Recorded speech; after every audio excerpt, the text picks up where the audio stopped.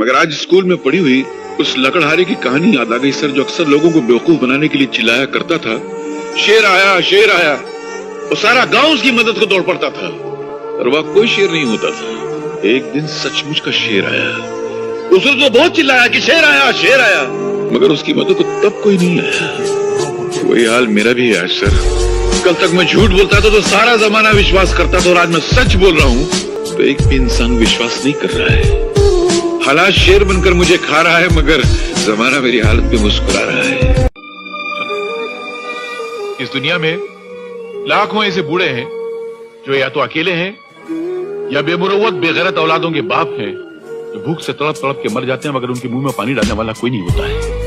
अनगिनत अपाहिज हैं जिनकी तीमारदारी करने वाला कोई नहीं है। करोड़ों ऐसे नौजवान हैं जो पढ़ना चाहते हैं, पर गरीबी और मुफलिसी के मजबूत हाथ उनके हाथों से वो किताबें छीन लेती है, वो पढ़ नहीं सकती।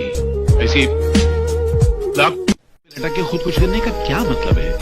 अरे जिंदगी तो खुदा की नेमत है, जो नहीं समझा उसकी जिंदगी में लानत है। अरे मुझे देखो कि कैसी हालत है मेरी, न पेट में रोटी है न जेब में ढेला है, कपड़ों को देखो हर 4 इंच पे थेगला लगा हुआ है, फिर भी जी रहा हूँ।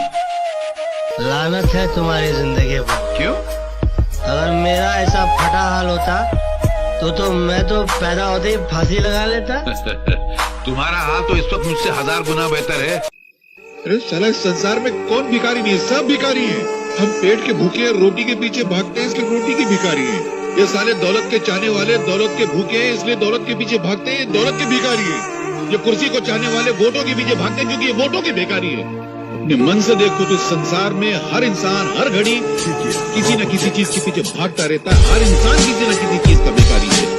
सब कितना है कि कोई भिखारी जिसकी तकदीर अच्छी होती है वो अच्छाई बटोर लेता है, और जिसकी तकदीर खराब होती है वो बुराई बटोर लेता है। क्या माँ, गाली तो गरम गरम दे रही हो, चावल बासी दे रही हो। ऐसा चावल चूहे नहीं खाते, तुम मेरे खिला रही हो। अरे चाचा, तू कहीं का महाराजा नहीं, भिखारी है भिखारी। तो क्या हुआ? इस संसार को चलाने के लिए राजा और भिखारी दोनों जरूरी हैं। राजा टैक्स लेता है तो भिखारी भीख लेता है। राजा महल में राज करता है तो भिखारी तुम्हारे दरवाजे पे आके फरियाद करता है। राजा इंसाफ करता है तो भिखारी बासी खाना साफ करता है। तुम्हारे दरवाजे पे आके अगर मैं भीख मांगता हूँ ना, तो तुम मेरे पे एहसान नहीं करती हो, मैं एहसान करता हूँ, मालूम? एक अकेला दुख है जो चेहरे बदल बदल कर इंसान के सीने से चिमटा हुआ रहना चाहता है, मगर इंसान इतना बेवकूफ है कि उस वफादार दोस्त को ठुकरा कर बेवफा सुख की तलाश में भटकता रहता है। अरे सुख तो बेवफा तवाइफ की तरह है, जहाँ जिसके पास कल उसके पास। अगर इंसान दुख से दोस्ती कर ले तो फिर जिंदगी में कभी उसको सुख की तमन्ना ही नहीं रहेगी। तो मोहब्बत से मीठा जरूर है, मगर मोहब्बत के फलसफे को नहीं समझा तू। बहुत ऊंचा फलसफा है, और मैं यहाँ तेरी शरारतों को रफू करने आया था, तेरी बदतमीजों को रफू नहीं कर सकता मैं जा रहा हूँ। अरे क्या, मुझे किसी की जरूरत नहीं है। अरे जब मैंने अपने दिल में रहने वालों के जाने का अफसोस नहीं किया तो घर से जाने वालों की परवाह क्या करूँगा। ये मेरा इस्तीफा है। इस्तीफा? हम जैसे महान लोग जब आपकी मामूली सी नौकरी करते ना, तो आपका हम पर नहीं बल्कि हमारा आपकी नौकरी पर एहसान होता है। आप इतनी सी तनख्वाह देते हैं, हम आपकी ऑफिस को इतनी सारी इज्जत देते हैं। फैसला सुनाएंगे। मेरे कानों को सुनने की आदत नहीं है, मेरी जबान को सुनाने की आदत है, समझे? और एक बात और, आप मुझको नौकरी से अलग नहीं कर रहे हैं, बल्कि मैं आपको मालिक बनने से अलग कर रहा हूं। इस फकीर की एक बात याद रखना, जिंदगी का अगर सही लुत्फ उठाना है ना तो मौत से खेलो। सुख में हंसते हो तो दुख में कह लगाओ, जिंदगी का अंदाज बदल जाएगा। बेटे, जिंदा है वो लोग जो मौत से टकराते हैं, मुर्दों से बदतर है वो लोग जो मौत से घबराते हैं। सुख को ठोकर मार, दुख को अपना।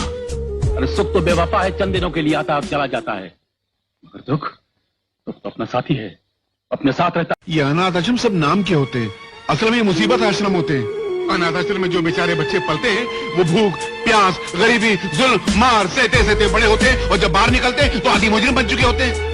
साहब, मैं तो कहता हूँ रुपये में 12 आना जो मुजरिम है वो सब अनाथ आश्रम की पैदावार है। इंस्पेक्टर साहब, आप अपनी इस वर्दी को हटाकर अपने खूबसूरत से दिल से सवाल कीजिए कि ये मासूम, ये छोटा फूल सा मासूम अनाथ आश्रम में पढ़ने के लायक है क्या? हम लोगों ने हिंदुस्तान की आजादी में खून इसलिए बहाया था कि भारत के भविष्य का बोझ उठाने वाले छोटे से मासूम कांधे अनाथ आश्रम में पलकर बड़े होंगे? कसूर तुम्हारा नहीं है बेटे, मेरा है। मैंने कांटों को इज्जत की जमीन पर बोकर अपने खून से सींचने की कोशिश की थी, पर मैं भूल गया था कि कांटे सिर्फ जख्म दे सकते हैं, खुशबू नहीं दे सकते। जीते रहो बेटा।